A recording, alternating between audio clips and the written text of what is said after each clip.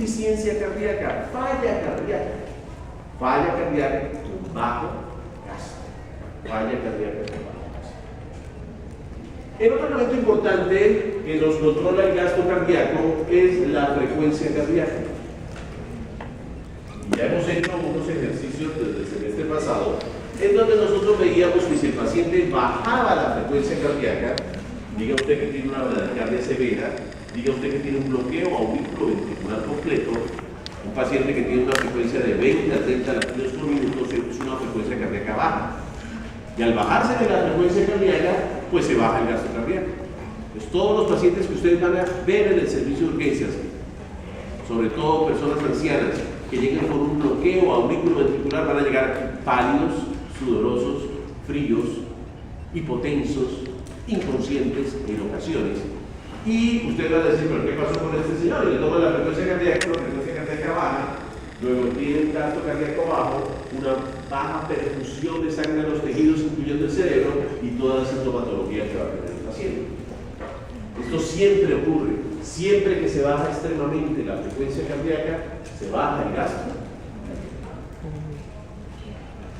Lo contrario, si a mí se me sube la frecuencia cardíaca, se me va a subir el gasto cardíaco. Pero se me va a subir siempre. Andrea, ¿dónde está Andrea? Dime tú, Andrea. Tú se llamas Andrea, ¿verdad? Claro, Andreita, cuéntame. Siempre que se me suba la frecuencia cardíaca, se me va a subir el gasto cardíaco, ¿verdad, Andrea? No. No, ¿por qué?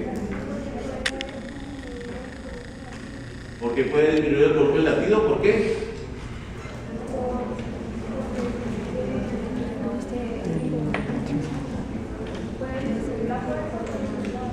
Porque puede disminuir la fuerza, puede disminuir la volemia. Nos enseñan a escuchar los sonidos. A ver, vamos a preguntarle a ver, ¿a quién le preguntamos? Santiago, ¿usted qué dice? ¿Cómo dices? De acuerdo con Andrea. ¿De acuerdo con Andrea? O sea, no siempre va a aumentar el gasto cardíaco, ¿por qué? El cuerpo, si fuese así, también sería al revés, que al bajar la frecuencia cardíaca, bajar el gasto cardíaco, y cada vez que tenemos un bajo de frecuencia, tenemos una insuficiencia. Ajá.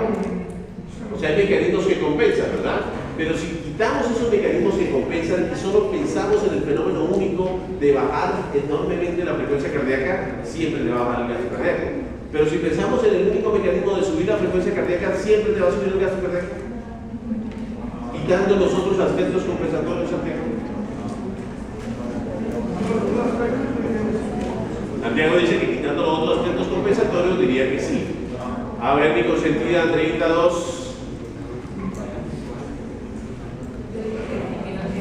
Que no siempre, ¿por qué?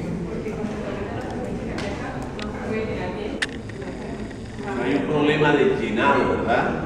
Ah, muy bien. A ver, todos coloquen acá sus manos así, por favor. Para el YouTube, por favor, todos coloquen sus manos así. Un paneo para los compañeros, por favor. Estarán en YouTube esta tarde. Muy bien. Esto es diástole. Esto es diástole. Hagan una sístole, por favor. Esto es sístole. Hagan una diástole. Otra sístole. Digamos. Díganme. Esto es una frecuencia cardíaca de 13 a 70. Empezó el partido de Argentina-Colombia.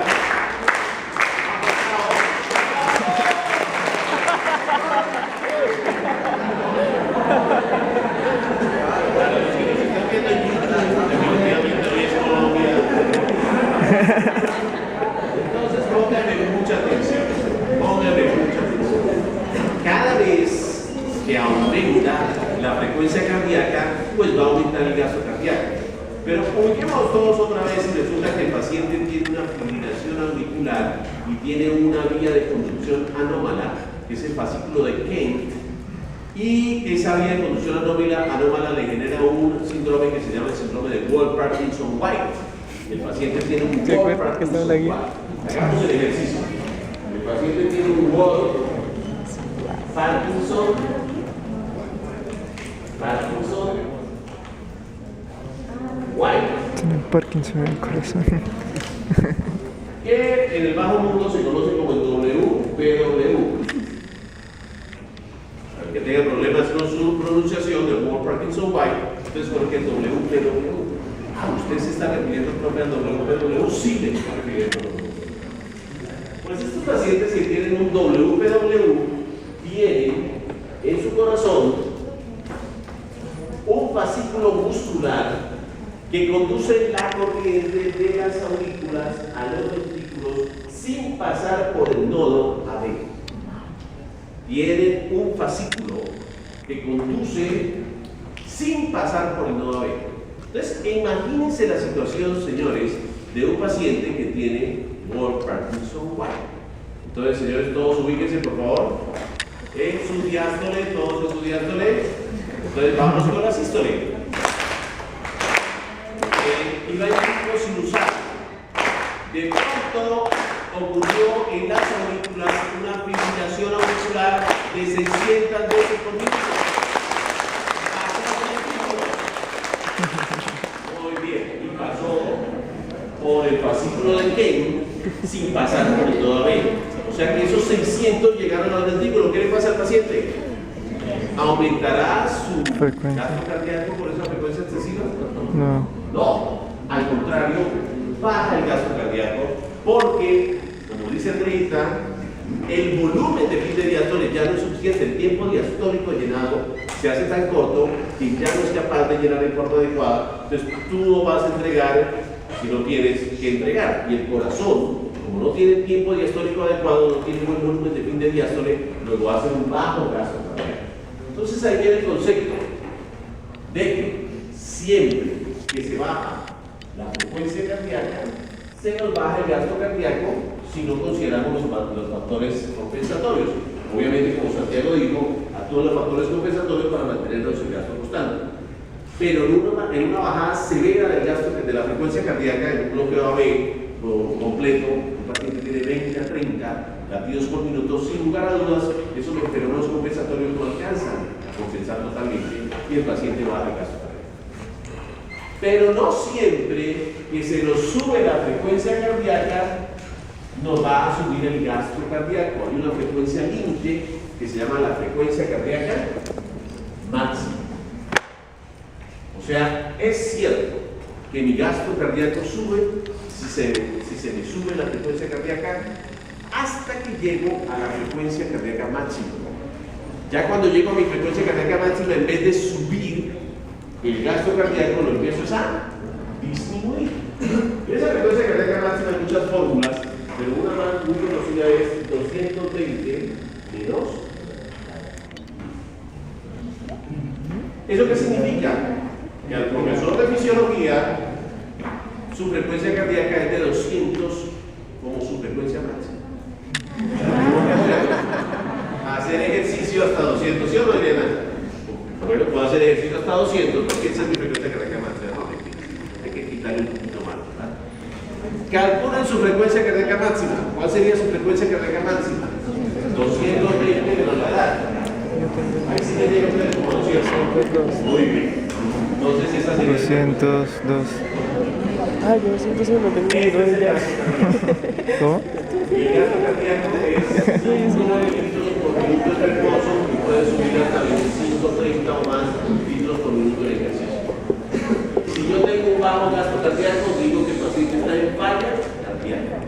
Ahora, si yo quiero comparar, estoy por ejemplo en la unidad de cuidados intensivos, estoy haciendo un estudio epidemiológico y quiero comparar los gastos cardíacos de una u otra persona, yo no puedo decir que el paciente que tiene 3.5 de gasto cardíaco tiene un gasto cardíaco más bajito que el que tiene 3.8, porque es que el gasto cardíaco se debe ajustar a la superficie corporal. Acuérdate, si yo soy muy grande, ¿dónde está David?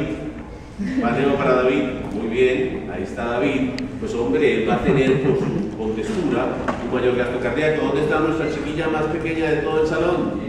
A ver, Lili, podría ser aquí las dos niñas, muy bien, se juntan las dos, muy bien. Así que las 3, las 4, las 5, las más pequeñas están aquí todas al frente, ¿no? Muy bien, entonces ellas van a tener un gasto cardíaco más bajo porque van a tener menos bulimia. Entonces, ¿cómo comparo el gasto cardíaco de David? Paneaba David, por favor, saludos en YouTube. ¿Cómo vamos a comparar el gasto cardíaco de David con el gasto cardíaco de mis pitufinas de la primera fila? Entonces Entonces, la única manera es haciendo una cosa que se llama índice cardíaco. Índice cardíaco. El índice cardíaco es un ajuste del gasto cardíaco a la superficie corporal de los individuos. Entonces, el índice cardíaco es igual al gasto cardíaco dividido en la superficie corporal. De esta manera, cuando yo quiero comparar los gastos cardíacos de David versus los gastos cardíacos de mis pitufinas, pues simple y llanamente saco el índice cardíaco de David y saco el índice cardíaco de mis pitufinas, y al compararlos puedo decir que David tiene más o menos gasto cardíaco comparado con ellos. ¿Cómo se saca la superficie corporal? Los que hicieron el seminario de líquidos y electrolitos, ¿cómo sacan la superficie corporal? Los que hicieron el seminario de pediatría o de adultos, ¿cómo sacaron la superficie corporal? ¿Sirvió ese seminario para algo?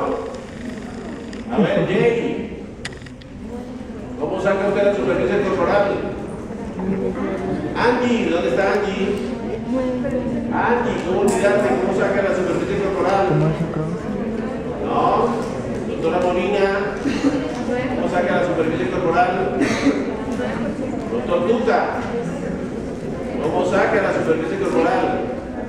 Bueno, ya sé quién sabe la respuesta. Eliana. ¿Cómo saca usted la superficie corporal, señorita Eliana? Por la regla de los 9. ¿Cómo es la regla de los 9? ¿No vale 100%? Muy bien, usted hizo el seminario de quemaduras, ¿verdad? Muy bien. Muy bien, sí, pero para la quemada, ¿no? De los que Eliana, ¿no?